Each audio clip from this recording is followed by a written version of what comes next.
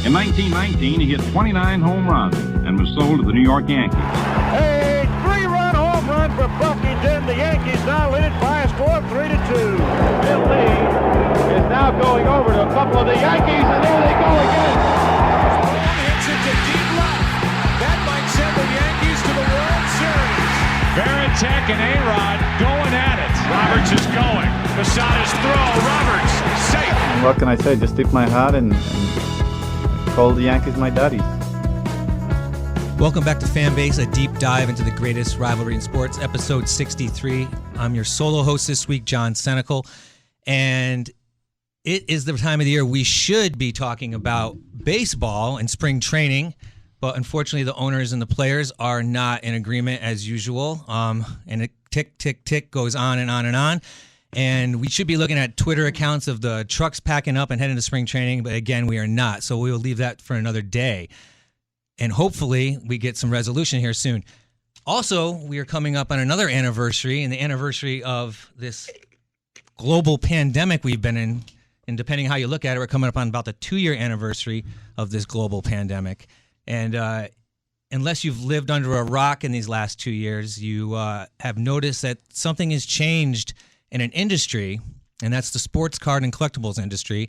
And it has absolutely blown up due to the pandemic, I would say, and which leads me to our guest this week, Ken Asal of Ken's Cards and Collectibles in Berlin, Connecticut, locally here, but has been in business for, what is it, Ken, now? Almost 22 years? It'll be 22 years in April. 22 in April. And typically, what is a typical business day for Ken Asal in the age of sports cards now? Well, to tell you the truth, nowadays we start every day by restocking the shelves because business is so brisk. We sell so many cards during the day that keeping the shelves packed is our number one priority with options. I tell my employees all the time, we don't like holes. You can't sell holes. So make sure you sell the cards and you replace them as quickly as you can, and you want to stay up to date on the players that are most in demand and feature those, put those out. For instance, last week, right after Championship Sunday, we started pulling all of the better cards for the Bengals and the Rams that we have and putting those into a section where you can go right in and find them. There they are. That's the hot stuff. That's what everyone wants. So, we try and make it easy for people to find what they're looking for. And people are looking for sports cards in general. Like nothing I've really ever seen. It all started in 2020. You talked about it then. We were part of the shutdown too, and it was a huge question mark what things were going to be like when we reopened. We had no idea. We didn't know. Looking back, it was only a couple of months. Sorry, I'm trying to move so I can see you. Go ahead. Yeah. Looking back, we didn't. We were open in 3 months, but we didn't know that at the time. We didn't know if it was going to be 6 months or a year. Right. So we were pretty much like everyone else, struggling to figure out how we were going to make it through. And now, at this time, though, sorry for interrupting. At this time, now, how is the sports card business at this time, though? Well, at the time, I thought this is the worst thing that could have happened. Everyone thinks it exploded during COVID. It did, but it wasn't the first part of the explosion. It all started about 3 years ago, and you could see everything was building towards this. It had to do a lot with great draft classes, and there's so much information out there for people. They're not even looking at the college kids. They know the high school kids coming out that they're going to be looking to get. And you can find cards on these kids when they're in high school, too. They've just started making different, they call them unlicensed brands, but they're licensed with the individual players. You can get those. They're really just starting to release the cards while they're in college. And for many years, that little lapse between the end of the season and when they've signed their pro contracts and they're available, there was the releases of the press pass and the Sage and the products that featured them in their college uniform, and that kind of satisfied the people that needed to have them right away. But as soon as the licensed stuff comes out, usually that stuff explodes and gets real crazy. But we've been seeing for 3 years before COVID actually hit, we saw the buildup coming. And one of the things that really helped it was all of the draft classes had amazing talent coming in that everyone was familiar with. And you could just see it built up 2017, 2018, 2019. And then in 2020, late 2019, before anyone was concerned with COVID, it had just about hit its peak with Zion Mania. Yeah. Zion brought basketball, if not ahead of the other sports, at least equal to them. Yeah. And I'm going back 10, 15 years when baseball used to be 3/4 of our sales, football was almost a quarter, and then basketball was a little tiny, and now it's right up there with all the other and that's ones. a time when you're talking about Shaquille O'Neal, Kobe Bryant, and those guys who are bona fide stars. But and that's funny you mentioned Zion, because he was, I think, looking back, he is the one that really put the basketball cards out there, and people had to scramble to get his cards. But now look at him now; he isn't even playing. Yeah, it was building the whole time, and then when he finally hit, the market exploded like nothing we've ever seen. Now that was just one. There's a lot of factors that built into this. Panini coming into their own as a card producer, producing quality cards, and figuring out what collectors want, and then going right after that and addressing that. It was amazing how quickly they closed the gap. For people that would listen to this that don't know about Panini, Panini is basically the other flagship company. Right. There's Topps and Panini. They pretty much retail been around about the longest. A good way to start would be actually going back to the beginning, but I can cover it pretty quickly for you. Back in the 90s, there was a glut of cards produced, and it killed the hobby. After a while, people realized that if this many cards are out there, or if I go to one shop and this guy's got 25 rookies of the same guy, then how many did they make? And by the end of the 90s, it had pretty much decimated the hobby. The era became known as the junk wax era. There's a very interesting documentary on Netflix. Yep. So that's something that people can check out. But when I opened my shop in 2001, we're just coming to the end of the junk wax era. And after a couple years in business, my biggest complaint, now at the time there was Fleer, Upper Deck, Topps, and then Donruss Leaf Playoff. At that time, all of them had baseball licenses, and all of them produced a ton of baseball, too much. And there's no telling on how much they produced. Of course, you have no idea how much they produced of it. You think you have one of a certain number of cards, but you don't have one of 200 million cards for all you know. Exactly right. So in 2003, I believe there was a total of a little over 90 total releases in baseball cards. And it was the number one complaint we had, people coming in, they can't keep up. And I always said, don't try. Just pick what you like and collect that. Pick a player, a team, a sport, a product, whatever. Don't try and buy everything. But baseball heard this, and baseball said, okay, we got to cut this down. And within a couple of years, Donruss Leaf Playoff lost their license in 2005, Upper Deck in 2009. Upper Deck tried to do an end run around and produced a set that year that immediately got a. Now, when you refer to licensing, that's when you look at a card, you'll see the MLB or Right. the NFL logos of the Right. teams on the players' cards. And I think for collectors like me as a personal collector, I have an issue with that. Like, I don't like cards where I don't see a logo. It's not Other as, people don't care. It's not as popular, but they've gotten around it, and they've gotten a lot better at it, is what I would say. They learn to hide it pretty good. Exactly. Now, logos include anything really that identifies with the team, but partial logos don't. So they show, a sideways view. A very popular is like a picture they use for non-licensed cards is to have someone swing and you see the number and his name on his back or something. So Right. you've at least got some tie-in to it, because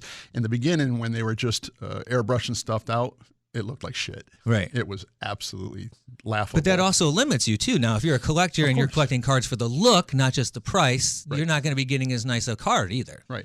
Well, Upper Deck tried, they were the first ones that I remember just airbrushing everything out when their contract ran out. And I remember immediately Major League Baseball went after them, and they were forced to, I believe they were told they had to pull the product, couldn't ship anymore, but they couldn't do any more. Otherwise, the suit went forward. So they didn't try anything after that. And Topps had a monopoly for a couple years. I was never a fan of that. Topps went from being one of 4 producers of the cards to being the only one. And I've always been of the opinion that monopolies are not good for the consumer. The consumer should have choices. It's choice that drives our market. And Panini tried to get in, and Topps wasn't having it. So Panini said, "Okay, we'll go and get football and basketball," and they did. And then they said, "Okay, and we'll make really, really good cards." And Panini has done a spectacular job. They've gotten better and better. And their license is with the Major League Players Association, so they're allowed to use the players' images. But baseball says, well, we own that Red Sox logo, so you can't. So, okay, well, you turn to the side and you just see a third of it. Right. Well, you don't own this right there, you know. So they've gotten away with that. But on top of that, the different types of cards they've come out with have been so innovative. They've just really, really taken the lead, I think, in the market. And basketball and football has exploded in the last 5 or 6 years. Baseball's still king, but the other ones are right there. Yeah, you look at a lot of the football and basketball cards you see that Panini is producing, and I guess the one way to put it is flashy. A lot of the cards are very flashy, great to the eye. And they make you want to collect them. Where you look at some of the Topps cards. I mean, they do have the higher end ones where you get like the Bowman's Best and the real hard products you don't find in Walmart or that place. But it does seem like Panini, no matter where you go and you pull a box and open something like that, you're going to get a nice looking card. I have always felt that what you're saying right there is exactly what I agree with. I think that's the way it is. Topps, to me. Their biggest fan base is the longtime collector, and Panini, I think, goes for a little bit more of the youth market by doing the flash. The prisms that they put out and the different varieties of the prisms, whether it's tiger stripes or the different shock wave prisms and the pulsar prisms. It makes it exciting to open a pack to see if you're going to get. There's so many variations and so many short prints. You never know until you get to the last card in the pack whether you're going to pull something incredible. And we have had some stuff pulled in the last couple of years that you would just not believe. Well, and that kind of leads me to my next thing. Now, there's a couple different topics. The future of the card industry. Now, you say pulls that you wouldn't believe. Now, we look at digital media all the time, and people have YouTube channels where they open cards and all that, and they pull these amazing cards. Yep. What amazes me is, there's common names of cards now. Like in football, you got Josh Allen and Joe Burrow and Patrick Mahomes. And in baseball, you got Wander Franco and who else? The big names. Well, locally, Red Sox, Yankees are always going to be our biggest sellers, by far. But finally, Mets fans have Pete Alonso, and as a Met fan, I'm very happy to see Max Scherzer signed. Although I want to see how well he plays. I would love to have seen him signed about 8 years ago. Now these are all marquee names: the Aaron Judges, the Bogarts, the Devers. But what I'm interested in is, you say big pulls. I'll look online and I'll see a guy who's got Jason Dominguez, just card, Yankees, just sold for $474,000. A one-of-one card that there's only one of these cards. Right? Now this guy, I seen him play in Tampa. He's played 52 professional games. And his card just sold for $474,000. Now I'm not no math wizard, but you could buy a lot of Mike Trout rookies for $474,000, and Mike Trout is a very established player. I couldn't agree anymore. The guys. Now, to me, I feel like the industry, if you look at that, you're crazy. No matter how much money you have, how do you get your investment back in that? Well, here's the thing. If we're speaking to a collective audience out there right now, probably, what do you think? Maybe 2% of them could afford to spend $474,000. So I think that's just the interesting oddball story that has really no impact on the average collector. If some guy wants to spend $474,000 on a Dominguez rookie or a Ferrari, and he can make money on it, that's great. Good for him. But it's not something that most of us are ever going to have to concern ourselves with.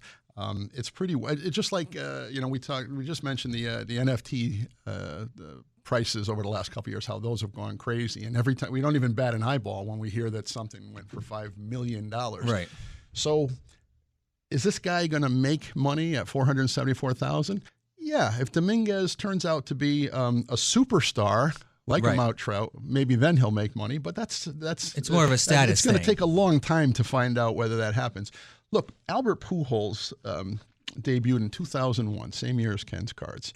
And so I've always kept a close eye on him because he developed so quickly into the best player in baseball. And 20 years later, his rookie cards, a lot of them go for about the same as they did back then because rookies are what people want to collect. Right. So the price is artificially driven up higher because the demand is so great. But then it doesn't matter what happens.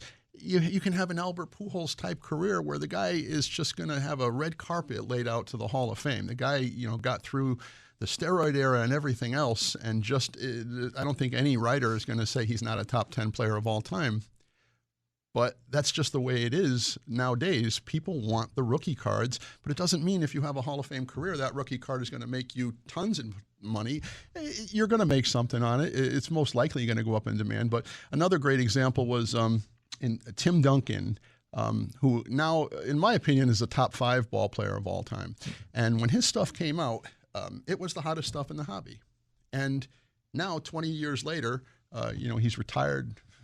17, 18 All-Star games. Exist.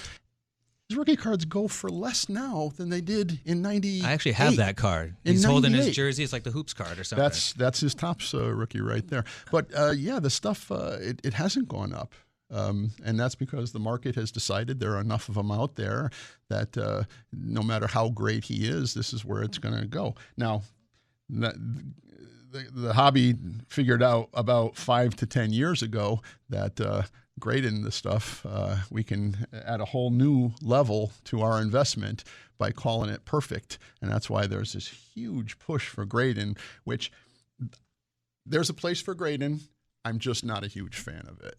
I totally understand why it's here. I agree that it needs to stay here, but I think that it's created a lot of false hope and a lot of negative things in the hobby too. Yeah. Now, when you refer to grading, there's 3 major grading companies now. There's PSA, there's Beckett, and there's SCG. Right? That's pretty much the main 3. Depending on how you look at it.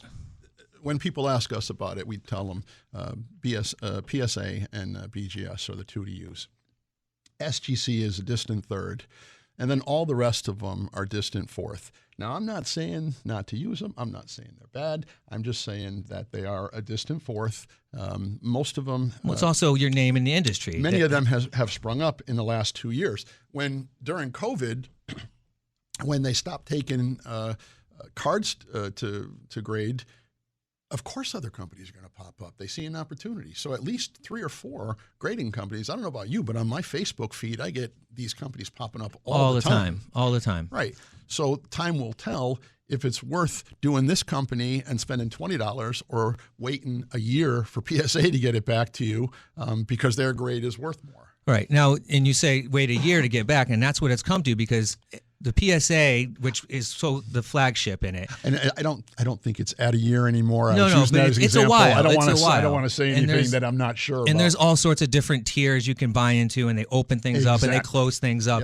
Yep. Now, and when it boils down to is 2 to 3 years ago, if you wanted to get a card graded at PSA, you could probably spend $6 to $10 and get it done. And it would probably come back in 2 to 3 months tops, if that. No pun intended, tops. But now, if you want to do that, it's going to cost you at least $100 to send a card out if you're going to get it back in a year, if you can get into some certain thing. But my point is if you want your card to be valuable, is that something you need to do, A, and B, you have to have the valuable card to do that now. You're not going to send a card that you think is worth $50 to get graded for $100 and hope it's going to be $300 2 years from now. I'll go the other way for a second. I constantly see people coming in with cards, with $5 cards that they get graded. I'm like, why would you spend any money to get this graded? I'm guessing they were like bulk submissions that people were just throwing anything. Well, I mean, yeah, because you can go out right now online and you can find cards from 2020, right? Topps, football, basketball, you name it, and get a card that's $10, $12, and it's a PSA 10. And you know that they probably spent more than $10 or $12. Absolutely, but that's just it. I mean, see, there's money to be made in the hobby. I don't want to be sounding like I'm against that, but it is a hobby.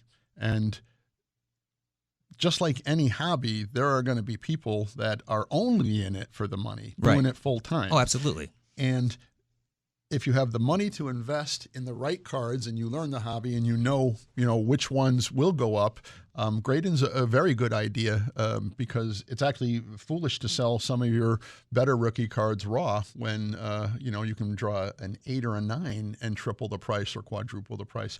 So there's a place for it, but you just got to be careful. I mean, every customer I've ever talked to about grading has said, I expected to get a 10 on this card and I got a 9, right. Sometimes an 8.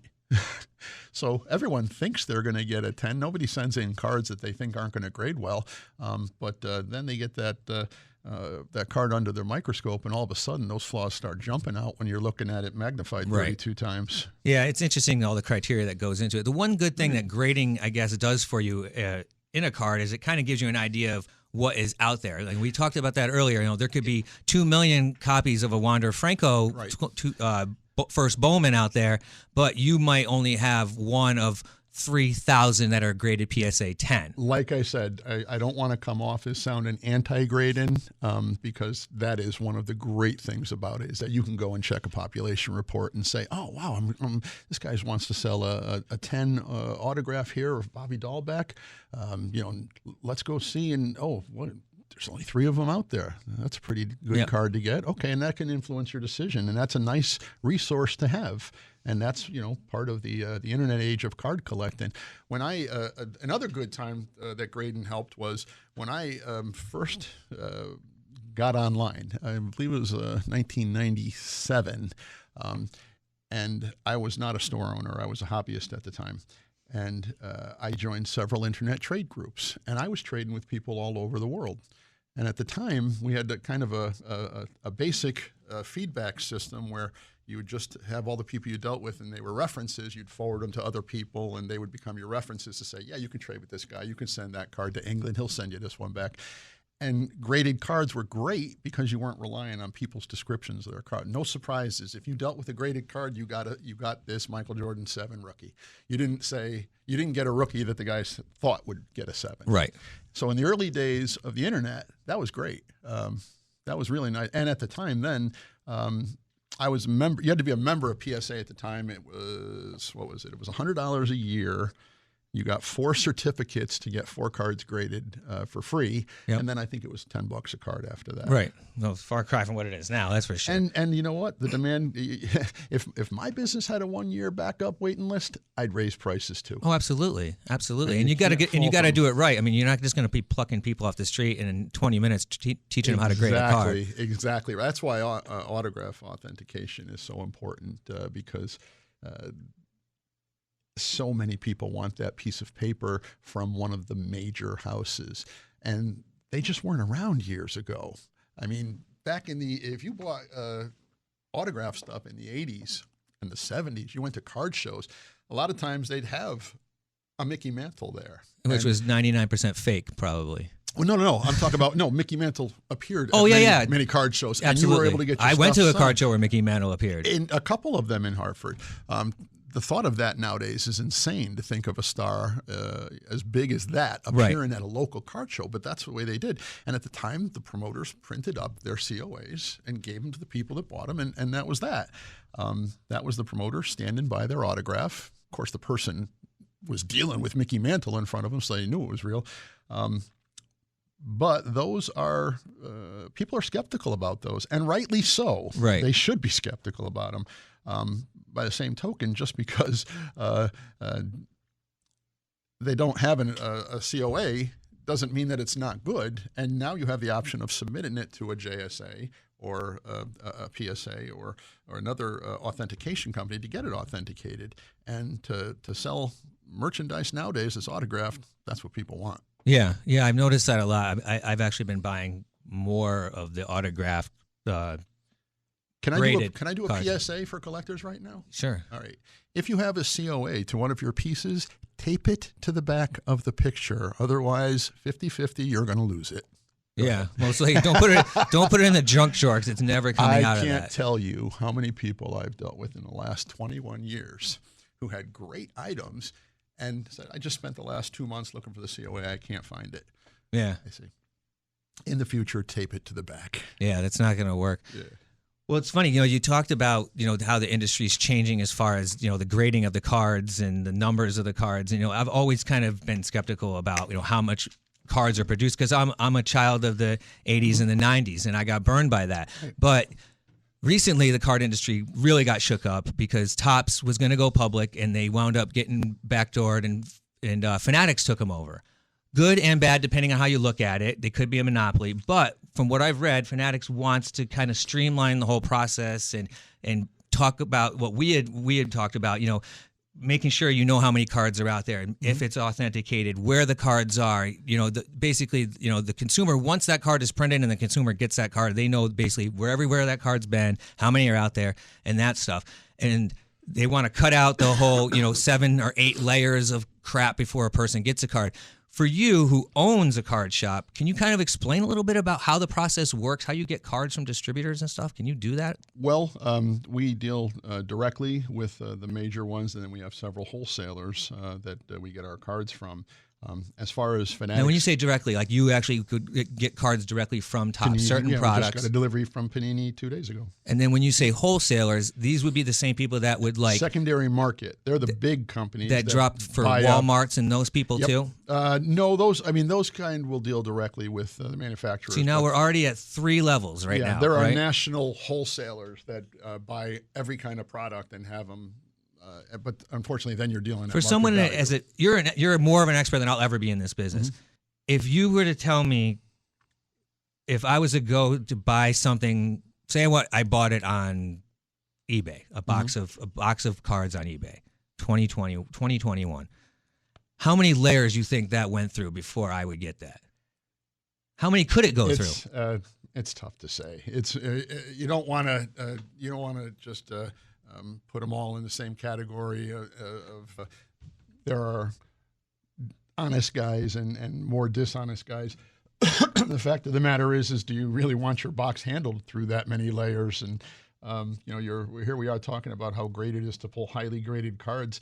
Do you want a box that's been shipped to 4 different guys, handled, bounced around? Yeah, or it's come out of a case where the big hit's already come out of. Which is another thing that when you buy online it's a factor. It sounds like I kind of avoid talking about this because as a brick and mortar guy who has a shop who lives and dies with his regulars coming in, and I want to see them hit the great hits. I want to take pictures. I put them on Facebook. That's the most important thing to me is for people to hit great cards because we run with it and we use that to promote the shop. But I don't want to start sounding like I'm bad-mouthing these guys online because they're a different kind of business than mine doing the same thing. So I'm not saying they're all like that. Right. But of course, just like anything you buy and deal with online that you don't look the guy in the eye and you don't know if he's going to be there next week, there's an element of risk. I mean, I've seen it firsthand. I stood in a Walmart in Farmington, Connecticut, and watched a guy put 30 boxes of optic basketball in his cart and buy them. Now, I know for a fact that dude is not going home and opening those 30 boxes. Of course not. Right? You can't prove it, right? Right. But it happens, right? And that's what you're talking about. I get 2 or 3 calls a week from those guys trying to unload products. Yeah, we call them in the hobby. They're called flippers. They buy a product, they try and flip it for more, and if that's what they want to do, that's fine. I've found that it's not a good source of product. Good, reliable, sustainable source of product. So I normally don't buy from them. Yeah, I don't have any problem with them. You want to drive around and do that. That's great. That's your hobby. But that's what it's come to. I mean, I have relatives that work in retail in Walmart, and they tell me stories about people following distributors to their house, people assaulting people. During this pandemic, people went crazy over this stuff. Could you imagine how many stories I've heard about retail craziness? Give me a good one. Well, the good one was one of the final ones. And when I say good, I actually mean horrific. Good. Yeah, it's a terrible, terrible story. But I've heard many stories about people getting in fights. But about a year ago, something like that, a guy told me that there was a bunch of people waiting for product to be put out, and they were all grabbing it, and a kid got a box, and that a grown man grabbed the kid and put him in a headlock to pull the box out of his hands. And I just looked at the guy, and I just said, "You saw this at a Target?" And I said, "Yep." And I said, "Okay, well, let me tell you something. That's going to be the end right there, because when something like that comes out, Target's going to say, we don't need money from these sports cards. Right. We don't need. We're going to have a chance of an adult injuring a child. And they did that. Target stopped selling them. And within 2 weeks, Target announced they were pulling them off the shelves. And good for them. If people are going to be tracking suppliers and attacking each other, it just doesn't paint a very pretty picture for the hobby. But no, fortunately for people that are collecting, the demand is still there, but the product has come out a little bit better. We can find it in the retail. We can find it better at your kind of shop. Mm-hmm. But I feel like almost in a way that they kind of just flooded the market. Like they knew what was out there, so they kind of just started pumping stuff out there. Do you have that kind of feeling? I look, as a guy who spends all day, every day trying to keep his shelves as fully stocked as possible, it doesn't feel like they've flooded it. If they have, maybe they've made it available, but it's available at market value, and you got to pay crazy money to get it. Everyone's heard about the websites where they go online and they see the box for $29 the day it's released, and they go in, they buy. Oh, they're all out, gone. But there they are already on eBay for $59. So the 29 stays up on the website even though they're out of them. So people will look it up and say, "Oh, they've got them at 20." They don't. They don't. You don't. So the future of the industry, Fanatics buys Topps. We don't know where it's going to go. It sounds like Michael Rubin wants to take it and make it the best it can be. Is it a good or bad thing that now basically within the next 4 years that one company is going to own all the licensing, all the deals except for the NHL, and that could be TBD what happens there because Upper Deck owns them. Right. There's some soccer scattered around in different leagues, but the main vein players is going to be owned by Fanatics within the next 4 years. I have decided to be as optimistic as I possibly can. As soon as it happened, the very first day I heard about it, I remember thinking to myself, well, they've got to buy Topps brand and their logos. They have to buy everything that Topps has connected to baseball because those are proven brands. Right. And you don't want to just come in and start with cards from scratch. Kind of like Panini wasn't starting from scratch. They were the biggest dealer in Europe before they came over here. But they were new to baseball. They were new to football. They were new to basketball. Weren't Topps. They weren't the So flagship. Fanatics is similar in that they're a proven company, massive, and no one has ever questioned the quality of what they've done. So I guess we've all been waiting for them to say we've acquired Topps's logos. And, 94, 93, Topps comes up with the concept for refractors, and it changed the hobby. It was a hobby-changing release. Nice shiny cards. Yeah, refractor is a short printed parallel version on a shinier base, and since then those have taken off too. But not your typical cardboard card. Right. And in Panini they did prisms, and they took it another step. Well, Topps has several forms of refractors now. Panini jumped right in and started having silver refractors and all the different silver mosaics, and just one different refractor type card after another. And it didn't make sense for Fanatics to not go after that. So when they got it, instead of getting just the logos, they bought the whole company. I mean, they don't think small like I do. They just go and buy Topps. Right. So once they got that, like, all right, these guys are serious. Yeah. $500 million. So I'm going to have a very optimistic view and say that I think they're going to do a great job, and I can't wait to see what they do. Yeah, I have to agree with you. I think they are going to do a good job. I think he has the right mindset, Michael Rubin, the owner, and right. I like you said, it's not in his best interest to not do it right. I mean, Topps is the brand that's what they want. It's like buying a Nike or buying the Coke symbol or whatever. And that doesn't mean this isn't going to be absolutely bizarre, because when people think about hobbies and collectings, really baseball cards, that's the hobby that has been around for 60 years. And stuff it's jumped part off of that. Americana, and it was Topps. Those first years, Topps was the manufacturer. There was a couple Fleer sets here and there. Yeah. Not the modern day Fleer, but an old Fleer, and there were some other ones. But Topps was it. And it's rarer and rarer nowadays, but we still get old timers who only come in, once a year, either to get their Topps factory set or when Topps Series 1, Series 2, and Topps Update, which are basically Topps Series 3. those come out every 4 months during the year. Yep. And we still have some guys, that's all they collect. The is same, base the one Topps flagship product. Yeah, not a big percentage of customers, but these guys, Topps is gone. Yeah. You can't do that anymore. So it's really nice to see that at least they're going to keep the logos and they're going to keep the different product names and the things that you look at and you associate with Topps. Yeah, I'm looking forward to it. I think it's going to be a good thing. Now, I am excited. You are a personal collector. You collect yourself, right? Mm-hmm. And you've been collecting basically your whole pretty much adult life as you're a teenager and everything. You stopped a little bit, but yeah, I mirrored a lot of my customers, and that was I started when I was young, and I had my favorites, and I remember them to this day, specific cards that I had.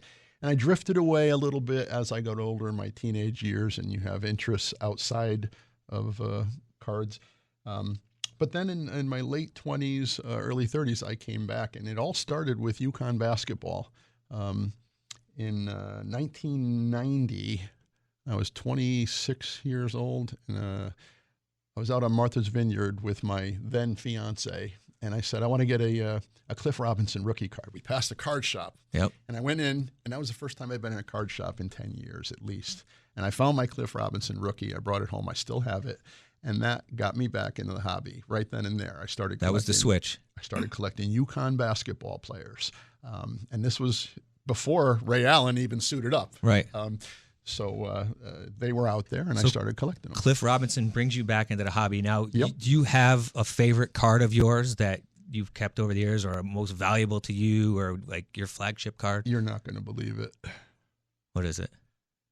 My favorite card that I have, and I collect it in a different way than some people.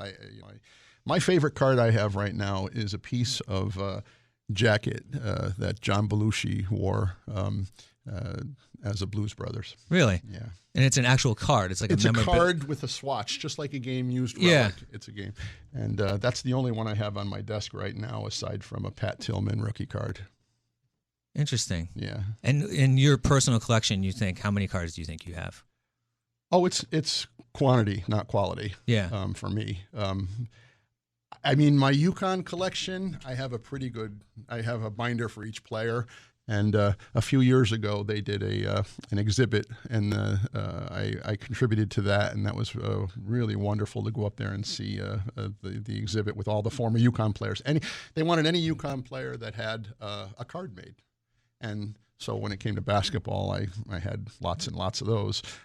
So they came, they took them, scanned them. They made these big 5-foot by 3-foot displays, like 5 of them. And it's in the sports museum up there.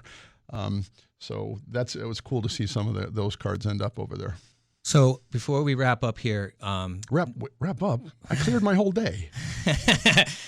we only Are we doing this again tomorrow? No. We only got a certain amount of time. We can keep people interested in our ramblings of sports cards. But listen, before we go, if you, as the expert in the field, tips for people looking forward, what should they be investing in? Now, I say sports cards. I'm not just saying baseball, basketball, and football. There's a lot of sports cards out there. What should people be looking at to invest in? All right, so this actually is a good way to wrap this up.